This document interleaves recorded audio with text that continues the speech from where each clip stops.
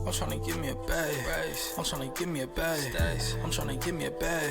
I'm tryna give me a bag. What's up? You are now listening to FYI FLI, the podcast, and I'm your host, Hassan Thomas, along with Remy, and we are here to share tools on how millennials can budget, save, invest, and understand student debt and credit to achieve financial freedom. If you're a high school student, college student, or someone who's interested in gaining more financial insight, this podcast is for you. I'm tryna give me a bag. I'm tryna give me a bag. I'm tryna give me a bag.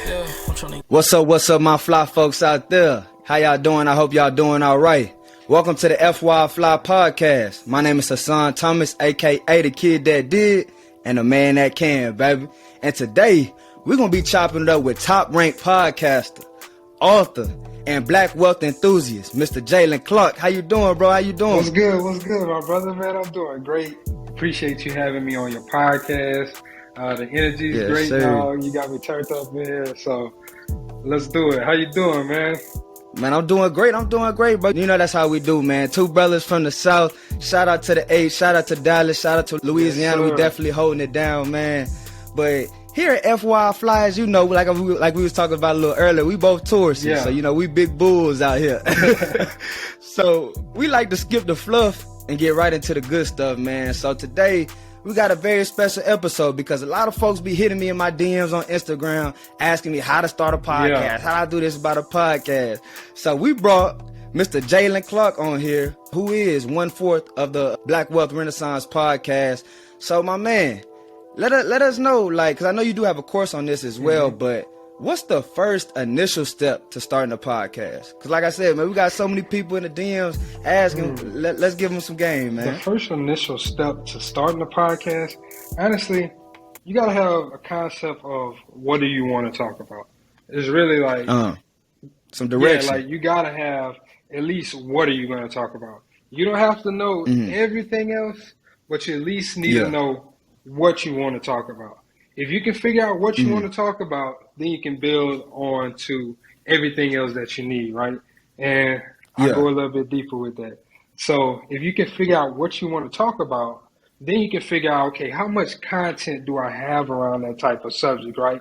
And then you can figure out, okay, can I stretch this out 12 episodes, 24 episodes, 50 episodes, 2 seasons, 3 seasons? If you know where you're starting at right there, that helps you plan the future. So first you got to figure out what you're talking about, and that's going to bring everything else after that. Bro, I got a perfect example. So when I first started the podcast, I was just going to do investing. You know what I'm saying? But it's really only so many episodes you can make about investing. I say you could probably squeeze out if you real solid and real thorough, you could probably squeeze out 100 episode podcast about investing. But what I decided to do was financial literacy, because that encompasses everything that deals with money. You know, taxes, insurance, credit, you know, student debt, investing, all those different things play into financial literacy. So I'm finna be going to episode 500, 1,000, because like anything that we do revolves around money. So I can bring any and everybody on the podcast. You know what I mean? And I want to just not even say rebuttal to that, but even with, if you were to go into investing, that's still a broad enough topic that you could still, you really could have got more than 100 episodes on that. Like, because whenever you think about investing, there's so many different ways to invest. There's through stock market, real estate, there's insurance, there's like, and then you can break all of those down into subcategories, things like that. That's true. There's Turo, then there's like, you know, so you can whole bunch of different assets. Exactly. For sure. So like, whenever you're thinking like, if you in something like investing, that's cool, because if you got a broad market, that is good because you'll get more listeners. But sometimes it'll be harder to remain focused on that topic if you don't have that discipline. If you don't really understand, you know, how to really hone into what your audience wants to hear and what's giving them the most value. That makes complete sense. That makes complete sense because, like you said, now they got that direction of, okay, we're talking about, you know, overall arching theme is investing, but now let's niche down into Turo investing, or let's niche down into real estate investing, or, you know, picking those different niches. And, you know, you could, you know, do like different sub seasons, you know, on specific investing. So a lot of different ideas and things like that. And I want to talk to you about, because I know, personally me, I'm the person, I'm not going to move until I have a plan.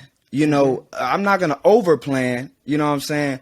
But I definitely want to make sure that I have some type of plan or some type of direction before I go out there and get active.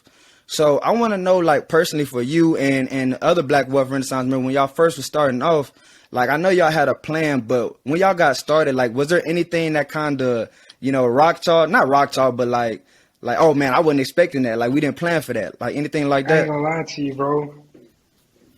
I didn't even really have a plan like that. Like, so really the way that Black Wealth Renaissance came about, I was like the last member to come on to the team, right? So wow. David and Jared, they created Black Wealth Renaissance. Kelly came on after me, and then I was the last person to come on. And I was actually the first person to leave my job. And once again, I didn't have a plan. I was just like, what? Let's go. Like, I'm the exact opposite, bro. I'm like, you know what? I'm going to figure it out. Let's go. Let's just jump off. I'm like Nip said, jumped off the deep end without a life jacket. Like, we going. And like, I ain't gonna lie to you. It wasn't the best idea either. Like, 100%. Like, having a plan is good. So I think I got a rebuttal for you on that one. I think it's a double-edged sword on both of them, right? Because I think whenever you don't have that plan, it kind of forces you to really get creative, and you really get into this mode where it's like, I gotta eat what I kill. Like, it makes you hungry, right? But whenever you got this plan, you can be like, okay, I'm about to work this. Especially if you're funding that plan with like a 9-to-5, right? Because now you don't have to worry about and be in that survival mode of, I gotta eat what I kill. Like, if you got something that you can fall back on, or something that can funnel you and help you get to your goal faster, like, keep that. Like, it's cool but some people, they jump off the porch and like it works. And I ain't gonna lie to you, like, and I would say I would say that works for about 10%, 15% of people. And that's the thing. I don't want to put that overarching message out there. Nah. Hey, just jump out there, because I want people to, because I understand that everybody's not LeBron James. Everybody's not Jalen Clark. Everybody's not BWR. Everybody's not Earn Your Leisure. You know what I mean? So I don't want to put that overarching message out there. And if somebody jumps out there and falls flat on their face, of course they can recover from that, because it's not about, how hard you fall, but it's about how fast you get up. But I don't want to be the one telling you to go out there and jump and follow you. I want to be the one to tell you, okay, slow down a little bit, create you a plan, because me personally, what a plan does for me, it builds up that confidence. Because now, like we talked about, I have direction. I know where I'm going. I'm not wasting my time over here. I'm not wasting my time over here. I know I want to have the best podcast. So I need to be in the podcasting rooms. I need to be networking with the different podcasters. I need to be everywhere. Now, my energy need to be focused on that direction, on that goal of becoming the best podcast. You know what I'm saying? So, absolutely true, bro. Like, even going through the journey, like, I'm back in the 9-to-5 world. Like, I got a job now. And once again, I'm using it to help funnel my podcast and really just buy my freedom. Yo, are you ready to hit your next level? Do you want to increase your drive, destiny, and dollars? Well, if so, check out my new book, From College to COVID, 24 Lessons Learned During the Lockdown, where I've compiled 5 of the biggest lessons I learned going from college to COVID to starting my financial literacy empire, FYI FLI, plus 19 lessons from your favorite entrepreneurs, entertainers, and athletes that have been featured on our show. There's literally something for everyone. So purchase your copy today at FYIFly.com/From College to COVID. Let's go. So, man, like I was saying, so many people be hitting me up talking about, how do I start a podcast? How do I do this? But really not knowing the time commitment that it takes to produce a quality podcast. So, bro, can you touch on that time commitment and the consistency that it really takes? The time commitment, I ain't gonna lie to you. Like, for us, for our podcast, whenever we first started, it was going crazy, dog. Like, when I tell you, first starting out, like, we was doing podcasts Sundays and Saturdays. Saturdays and Sundays. So we was doing like 2 episodes on a Saturday and one or Batching that content, okay. one or two episodes on a Sunday. But we was doing that repetitively. So we had so much content. We had so much content for one point. We had like podcast episodes for out like to a year. Like we literally That's smart. We literally took off for like 6 months. We didn't record anything. We dropped like double podcasts, and we still had enough stuff to last us to like the next year. So yeah, like when I tell you we were just grinding, like our people was like, dog, what y'all doing? Because like we living with our people, like recording in my grandmother's back room. I was staying with my grandmother and recording out there, like. My little cousins were coming. They're like, "Yo, what are you doing?" I'm like, bro, we podcasting. Yeah, like my dad busts into the room and like he's joking. I'm like, dog, come on, man. Like I'm in the middle of an interview and like the guests they bust out laughing and stuff. I'm like, wow. It was like embarrassing moments, but it all really just helped us, just continue grinding because the byproduct that we saw of the grind, it was really rewarding, and it was just like, this is worth it. But we done that for like 2 years. Even whenever we moved to Dallas and relocated to Dallas, we're doing two podcasts a Saturday for a year straight. Like just getting sometimes. Y'all found a little system that worked. Yeah, sometimes just doing it in the middle, doing stuff in the middle of the week as well, because we got connected with somebody like you were talking to earlier. Really just out there networking, getting our name out in the city. So meeting this person who's a chairman, or this person who's a business, or this person who's on like an economic board. It's just like, dang. But you don't want to pass up on that opportunity, right? You want to make sure that you can get your name out there, and you're like, yeah, let's do it. We're going to grind. And that's what it takes sometimes whenever you really want to create a quality show. I feel like a lot of times our society right now, we glamorize this, we gonna get it in a month or 2 months, 3 months. No, man, put in that work, dog. Like you gotta. But you know why? Dirty. You know why, bro? You know why? Look at what we see on social media. We see Lil Baby popping out after that's my dog. You know what I'm saying? After that song, boom, then he take off. You know what I'm saying? We seeing people taking off in 3 months, in 2 months, and we thinking that we can do the same thing, but we're not seeing the 6 years that he done dropped mixtapes, that he done went touring without nobody knowing. We ain't even see it. Yeah. You ain't realize he was connected to Young Thug and YSL. Of course, it's gonna be a little bit. I'm not gonna say easier, but. Yeah, you can pop off a little bit more because now you got people who are in the industry, people who can help you out. And I hate whenever people, I saw something where like, people be like, I'm self-made or whatever. Or like, I ain't have no hand up. I don't think anybody's self-made. We all had that one person who took a chance, we relate, bro. We all had that one person who took a chance on us. Whether it was monetary or they just believed in you and they told you some kind words or something like that. There's 100%. somebody who poured into you at one point that you was like, man, you know what? I'm going to keep on going. So that self-made stuff, I don't believe in that either. Like, bro, I forgot what the quote was I saw earlier, but I was just like, dang, I just can't subscribe to that mantra.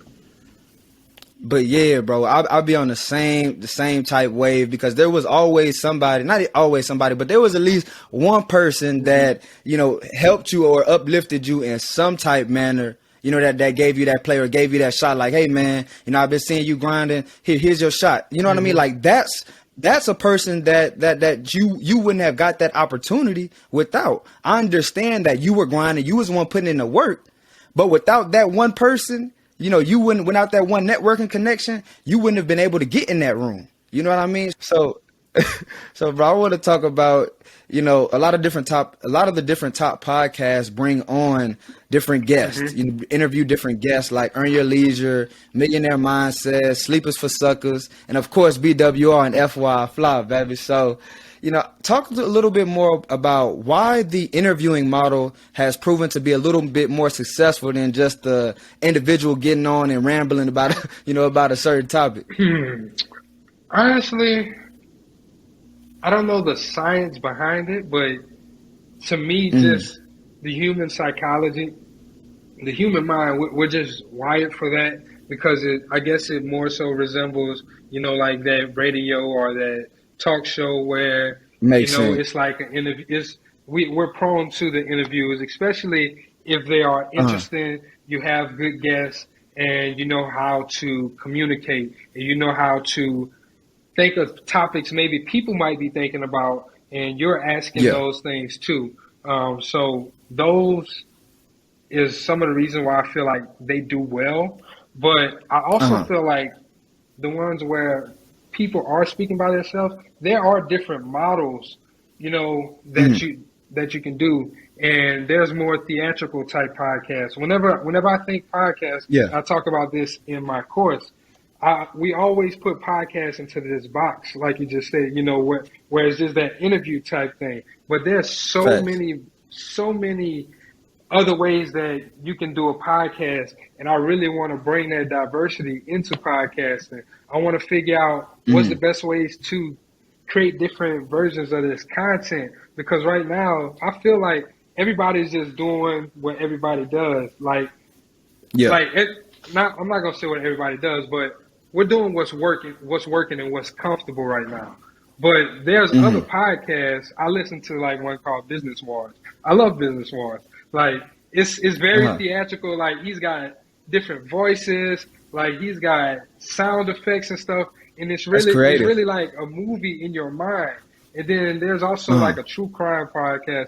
And those, they really just take you through different journeys. Then, there's stuff like the Wall Street Journal. That's another podcast I consume, I listen to. It's like 15 minutes in the morning, I listen to it, but it's just giving straight news, straight, facts and stuff like that. So podcasts can be whatever you want it to be. And I think even just some ideas.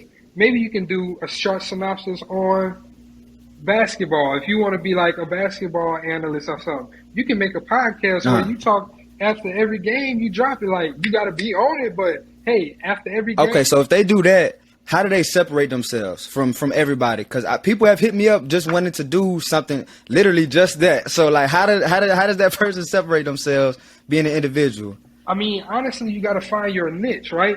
You're not going to be on the same pages that everyone else is going to be on. You need to be on pages that are tailored to basketball or tailored to whatever that niche is that you're in. I think that's another reason that a lot of podcasts are successful with growing their audiences, because they see the marketing of what a lot of the successful ones are doing, but they're not in the same type of environment that the successful ones are doing. That's huge. I'm telling you. And I've been over here sitting on the question, bro, and I can't wait to get your thoughts on this. So you said, when people are creating this podcast, they need to be, thinking about what their audience wants to hear. So for podcasting, for entrepreneurship, for artists, that make music, what is the balance between making art or making a product just for your customer, and the balance between doing things that you actually like for yourself? Does that make sense? So I do think that it's definitely a fine line, but I do think that you should do stuff that still makes you feel like, yo, I'm not going to get burnt out, or I'll still enjoy doing this. I don't think you should create a podcast that's solely just for the enjoyment of others. One of the reasons why I love podcasting is every podcast I learn, I am really in tune. I'm like inquisitive. I'm like, yo, what are you about to tell me, dog? Like, drop that on me. Like, I need it. Big facts. So it's like, I enjoy that. So it's not just for what do they want to hear. And sometimes I'm not going to always take, that feedback. Sometimes I'll be like, what? I hear you, but I like it this way. Like, I'm sorry, but this is my preference. But as long as, it's not, if I see it more occurring enough, if it's like coming through in waves and big numbers of like a whole bunch of complaints, take a step back. Okay, now it's time to listen to that feedback. Let's see what's going on. Let's take a step back and see why we're getting this big volume of it. But if it's just one or two here or there, like, I think you should still do things that you enjoy. A lot of times we just think on this grandioso scale, and that's something that I want to put out for anybody who is wanting to start a podcast. Majority of the podcasters don't even get over 100 listeners. Majority, when I say majority, I'm talking about like 90%. Yeah. Like they don't get past 100 listeners. So if you want to really get into this game, be ready to be like, okay, what I'm not cracking that 100. What am I going to do to get out and get in front of these people so I can get beyond that? Because a lot of times, once again, people see that and they're like, man, it's just not working, and they give up. They're not going to put in them Saturdays and them Sundays. They're not going to go hard for a year straight.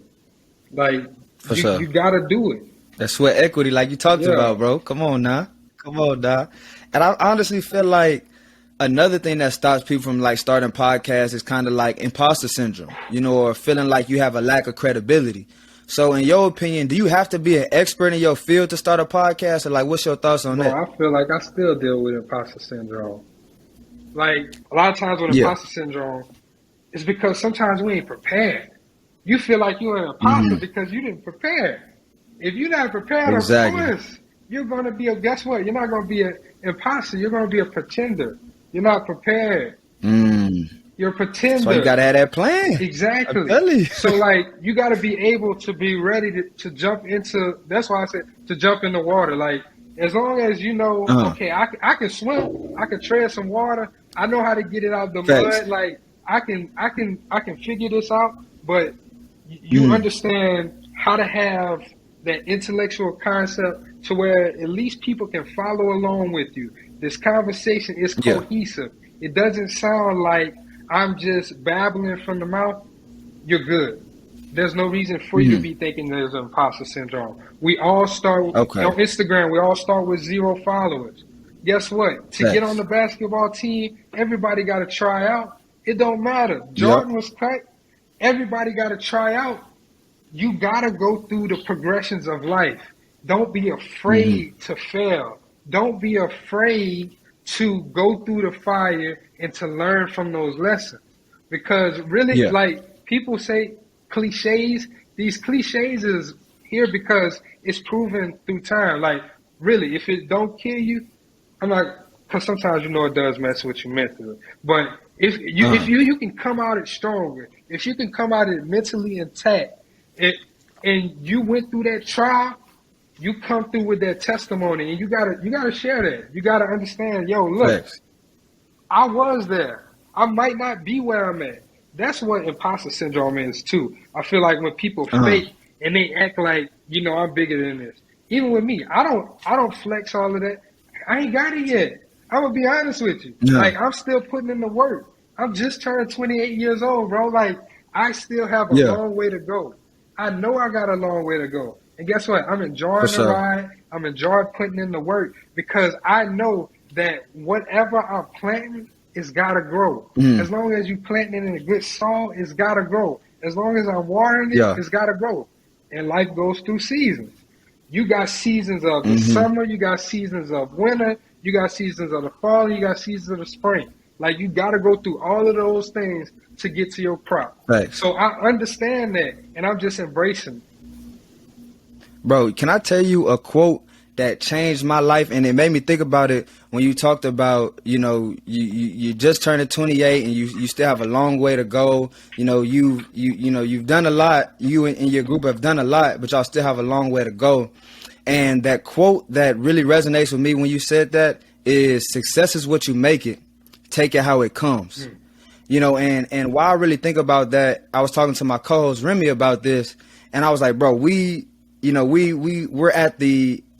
week we went to that Southern Entertainment Awards and won Podcast of the Year. Congratulations at the beginning, but congrats, man. Appreciate you, bro. Appreciate you for real. But I was telling Remy and some other people, I was like, bro, because I heard that line from Pusha T. Pusha T said that on that old Kanye song, and I thought about it. And I was like, bro, imagine if we had a different mindset about this Southern Entertainment Awards. Imagine if we was like, man, we supposed to be at the BET Awards, or we supposed to be at this type of awards. And, say it take us 10 years to get there. Imagine going through this process and being miserable for 10 years. Nope. Who want to do that? Nobody. You know what I'm saying? So, Exactly. So I think that success is what you make it, take it how it comes type vibe is what all of us should start to embody. Because just 2 years ago, we was in a college dorm room. We was in a college classroom.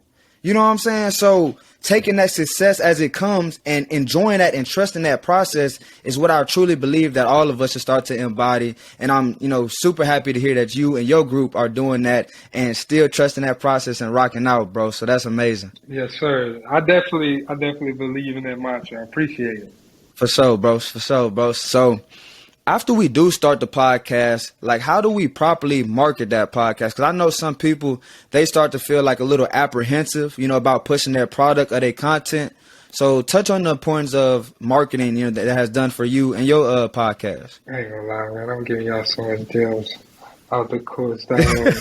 So look, I'm gonna just give it to y'all raw.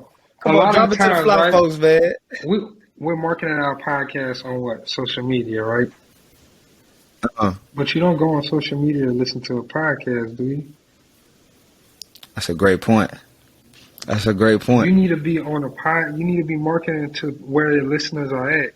You need to figure out, how can I get on a podcast? How can I market my podcast on either someone else's podcast?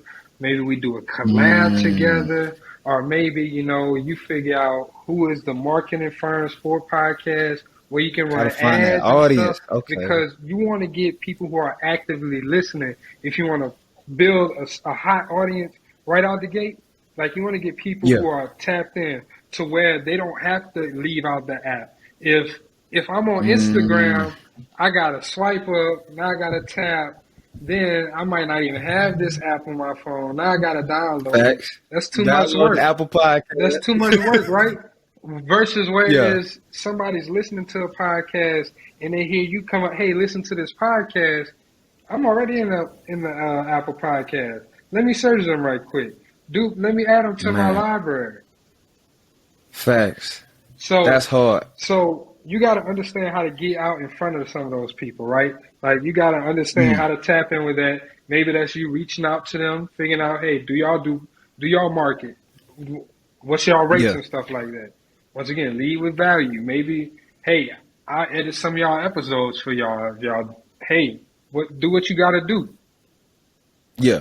But that's Nah, bro, that's major, because you're not even just giving podcaster gems. That's business. That's entrepreneurship gems right there. Yeah.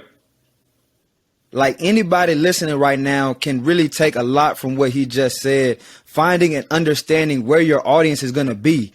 For a lot of people, they feel like they don't want to get on TikTok because they feel like they got to do dances and they got to do this and they got to do that. But if your audience is on TikTok, that's where you need to be. Exactly. Point blank period. As simple as that. You need to be on TikTok because, like you said, that's where your audience eyes are. And even with TikTok, there's different sectors of it. Like, it's not just dancing. Like, you just got to figure out, once again, how do I find my audience on TikTok? What are they searching? What they thinking about? Once again, what they eating? You might find your person by them being hungry. And they gonna be like, you know what? Ooh, what is this though? This kind of cool. Like, come on, man. Things like that. And that's whenever people be like, how are these companies figuring out who I am? How they targeting me, right? I got a marketing degree. Yeah. They're like, how are they targeting me? They're thinking like you. They're thinking about some of the search terms that you're searching so they can think like you. That's another way you can market your podcast. You can do Google ads. You can run SEO ads for whenever somebody searches a certain term that might be related to your podcast, related to your marketing. Yeah. If you're an investor, maybe every time someone searches Robinhood or someone searches M1, your podcast shows up. Lord, man, I feel like you giving Jim right to me. I'll take that. I said, I'll take that one. Okay, that's hard, bro. So this is a financial literacy podcast. So we do got to ask you, a little money question, a little guap question, man. So give us one positive money habit that you do, and then also give us one negative one that we can probably cut off and avoid. positive money habit. Every time I get paid, pay myself first and just, put my money, my investments to work. Every time I get paid. What's the big benefit of paying yourself first? I always make sure I get mine first, and then, I gotta, it's really like a two factor. It's like, you're choosing yourself. You're like, man, you know what? This is important because I gotta save this dime for me and my family's future. And then the second one is you're getting paid before all your bills is paid. You get paid. You making sure that you pay yourself first, and then all the rest of your money got to go towards being. You got to be responsible with it. You got to understand. You know what? This is what I need to do. I need to make sure that however much you're paying, if you're paying yourself 10%, okay, I'm gonna put 10% to me. That's another thing that I think. Yeah. That's another positive thing that I do. I look at money in percentages. I don't look at it in just dollars. Okay. Like, you know what? We're going to move. A lot of millionaires and billionaires do that. We're going to move it in percentages, right? Like, so whenever I get paid, I'm putting this amount of money into my savings. I'm putting this much into my regardless of how much you're getting paid. Yeah, into my investment, because now it's not about a specific dollar amount. It's a percentage of it. Yeah. Because now, you're moving it like a pie. So that's one of the good things that I do with money. One of the bad things that I do with money, sometimes I can stress eat. So sometimes, I get stressed out. I'll be like, I'm about to just go buy this. I'm about to go eat this. So, like, I feel like that's a bad money habit that I do have. Sometimes. And how do you think you can kind of tweak that a little bit in your opinion? I need to just buy healthy stuff and just be like, no, just no. A little bit of self-control, that's it? Yeah, I probably need to go see somebody and be like, yo, why can't I stop buying cookies, dog? Gotta get that budget right, man. I feel you, man. But even with that, so you can budget for those times too. You can be like, you know what, this is gonna be my time that every time I want to stress eat, let me put a little budget to the side for it. Yes, exactly. That's one thing that I feel like a lot of people, when they hear that word budget, they feel like it's a life restrictor. No. But I really like to say it's a life enabler. It is. It enables you to stress eat, or let's take the stress away. Able to eat out and have fun and do whatever you want. If plan for that. Yeah. Put you a little, a fun fund, as I like to call it. Something like that, so you can go turn up and not feel bad about spending or going out and buying that Gucci purse. Because if you're gonna buy that Gucci purse, you saving $200 a month, and then you have what, $800,000 in 4 months. Now you make that purchase, you don't feel guilty. It's not like you making it from your regular check money that you got to spend on bills and other things. You done saved and budgeted, and now you can splurge on that. You know what I'm saying? I equate budgeting with like a form of self-love. As you telling your future self, I love you. Like, I'm gonna put this to the side for us because I love us in the future. I want to make sure that we together, not just right now, but in the future too. Yeah. So that's a form of self-love to me, is budgeting. I took the time out to say, you know what, I care so much about us. Maybe whenever our car break down, I thought about us 2 years ago. Yeah, now I got that little emergency fund, right? Boom, we ain't even worried about it. And then even to that point, now we planning for trips. Exactly. Now we planning for vacations. Now we planning for different. Go ahead. No, I'm just about to say, and guess what? You ain't got to get the low thing on the menu. You be like, you know what? I'm about to go have fun on my trip. I'm about to go ball. Yeah. But I'm ball. That's what balling on a budget really is to me. Like, yo, I got this amount of money, and I still got my regular money. So, what's up? It is what it is. Yeah. I like that, bro. I like that. Budgeting is self-love, bro. That's hard. So thank you so much for coming on FYI FLI, the podcast, and dropping all these gems, man. If you got one more gem for us, go ahead and leave us something to take away with, and also let the folks know where to reach you. Man, you can reach me. You can follow me at _JClark06. That's my personal page. You can also follow my Instagram, my business's page, Black Wealth Renaissance. You can follow us at BWR_podcast. That's our podcast page. You can follow us on Twitter at BWR_movement, or just go to our website and get access to everything. BlackWealthRenaissance.com. Yes, sir. Yes, sir, man. Like I said, we really appreciate you, man. Thank you so much for coming by and dropping these gems. Appreciate you. Thank you for having me, my brother. Yes, sir. Yes, sir. Thank you for everybody listening. And I'm going to need y'all to stay safe, stay invested, and stay FYI Fly. We'll see y'all next week. Thank you all for listening to FYI Fly, the podcast, and we hope you enjoyed the show. Tune in next week for more financial literacy insights with our special guest. Please visit our website, social media platforms, and subscribe to our YouTube channel at FYI Fly Podcast. That's FYI FLI Podcast. See y'all next week and stay fly.